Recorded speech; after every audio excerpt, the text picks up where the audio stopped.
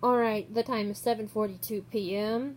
on Saturday, January 27th, 2018. Um, First up, a couple of warnings. If I have to rephrase something or if I stutter, I'm sorry. And second, I don't know how long the video is going to be. If I use profanity or say something offensive, which I don't intend to, I truly apologize. But like I said, I don't intend to, because this video is going to be about bug out bags and what we should have in them and why we should have them in a remote location and always prepared. Okay? First up, I'm going to go for the pets and babies. Okay? As for babies, you should have always a spare diaper bag handy. So you know, like put spare diapers, spare onesies, whatever you need for your baby in it. Definitely spare bottles for the baby, to drink out of. If you have a pet.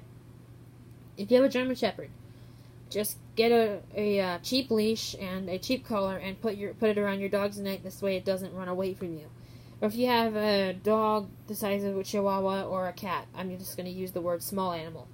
If you have a small animal, have something like a small kennel, really small, but a kennel ready with a puppy pad and a pillow or bed in there, and maybe a toy to occupy their mind. And for both sizes of pets, including the German Shepherd or any big dog, have something like a bag of treats handy in case you have to feed them, but you can't afford to for a few days. Okay? Now for yourself, here's what you should have. A light jacket, or a lap blanket, or both, whichever you prefer, in your bag. Some medication, a toothbrush, and some toothpaste, and a bar of soap, in case you want to wash your face, or if you have to use a public shower. And a deodorant stick handy. This way you don't, become stinky, obviously. But, also you should have things like, maybe a couple of sleeveless shirts, a nightgown, or whatever you like to sleep in. This is like going toward men and women. Not the nightgown part, but obviously, but you know what I mean. Any type of clothing that is necessary, you should have at least one or two of them in that bag, including socks and stuff like that. And a pair of tennis shoes or, like, strap sandals, whatever you're comfortable with. Or a pair of flip-flops if you're just comfortable with that. Anything to keep your feet off the ground, technically. And medication. Just keep your medication bottles handy. Like, keep them in, like, a medicine box or a medicine bag. This way you can just grab that bag, too, and run. And your purse or wallet. And definitely, you should have something like a cell phone charger compatible with house outlets and car outlets in the bag. You should definitely have a car outlet and a house outlet, like a cigarette lighter plug and a house plug in there, too. Maybe a couple of cell phone cords in case one doesn't work. In case you don't get a chance to charge your cell phone. Or if you just grab it. Or any device you have. It can be an iPod or a touchscreen MP3 player or an iPad or any other type of tablet. Whatever type of charger fits that device, you should always have one handy. I keep one in my purse. But I'm definitely going to be putting one in the bug out bag when I start making it again.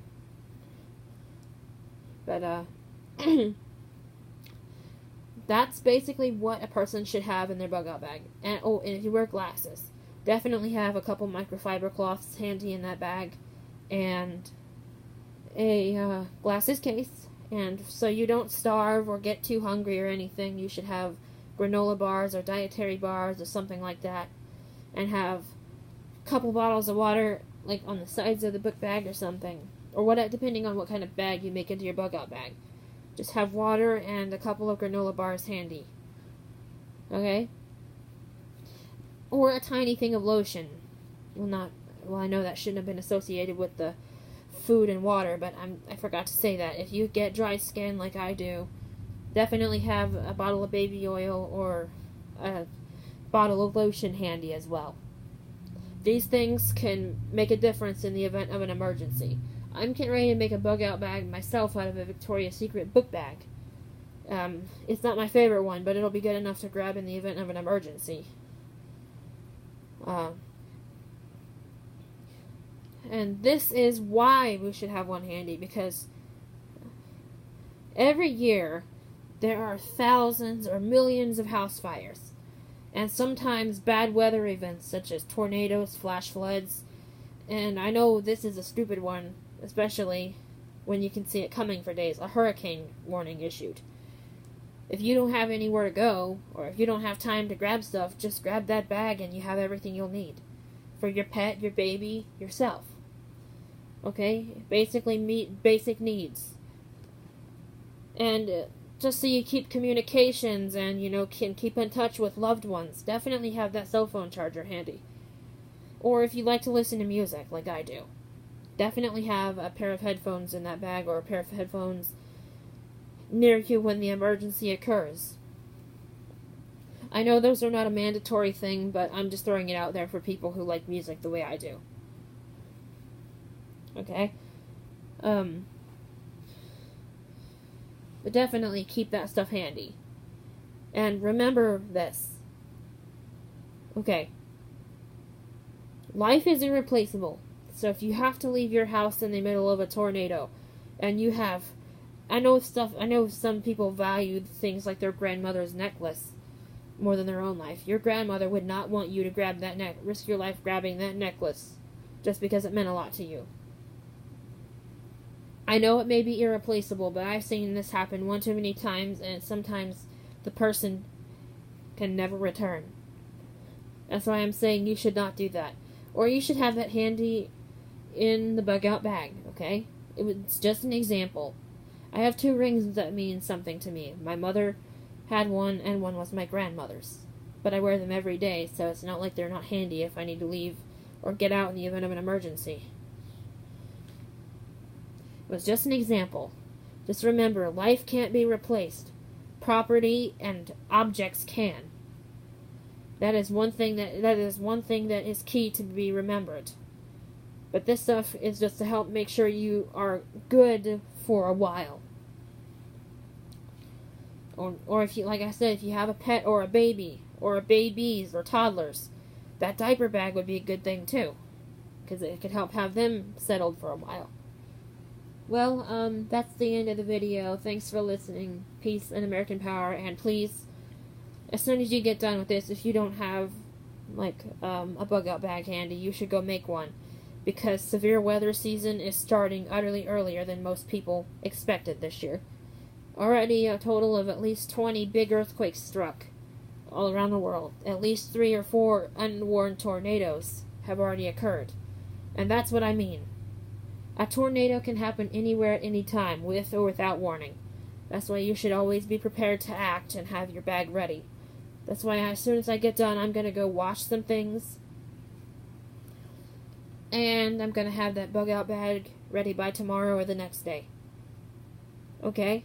Please, like I said, keep those things in mind. And if you have any true valuables, I would keep those valuables handy in the bug-out bag. Like I said, just like an example, the jewelry, like the rings I told you about. These rings mean everything to me. I would probably be very hurt if one of them were to be destroyed or damaged. But they're always on my fingers, and they're always near me. So I should have no worry about them. But and if you don't have that valuable piece of jewelry near you, it's going to hurt you. But I don't think in the event of a house fire or a tornado, you should run upstairs or should run back into your home that's being completely demolished and get it. Because your life is more important than that piece of jewelry. It was just an example. Please don't report me for saying that. I'm just making a true statement. Your ancestor would not want you to die for that. Okay? Like I said, remember these tips. They can make a big difference in your life. Thanks for listening. Peace and American power, and bye.